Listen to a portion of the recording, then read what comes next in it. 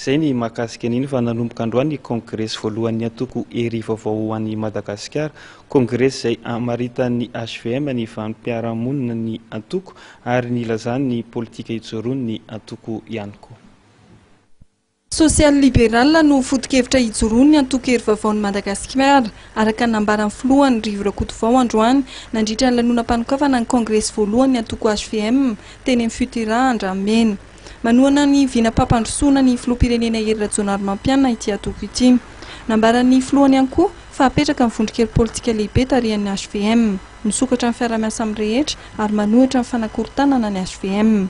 Momba ny fivoriana tampony filoham-panjakana izay nanomboka androany dia nilaza Andriamatoa Rivo Rakotovao nandritry ny kabariny fa sambany teo amin'ny tantaran'ny firenena nisy ny filoham-pirenena Pierre Nasy namory filoham-panjakana teo aloha. Ny HVM izay miantso fiara-miasa amin'ny rehetra amin'ny fampandrosoana ny firenena. Ankoatra ny mpikatroka HVM miisa 503 dia marobe ny olo manan-kajam-bola natrika ny lanonam-panokafana ny kongresin'ny HVM. Anisan'ny vahiny nanatrika ny lanonana ny filoha komoriana Ikililo Doinine ary nisitry ny vola Mauritiana. Tonga teny amin'ny Futura Andramena ihany koa ny Prime Ministre Coly Roger, filohan'ny antenimieram-pirenena Jean-Marc Sarakotomamonjy, PDS n'Antananarivo ary ny mpanao politika avy amin'ny hery samihafa. Itorapitso ny kongresin'ny HVM ary isy ny fehi-kevitra ofisialy ivoaka amin'izany.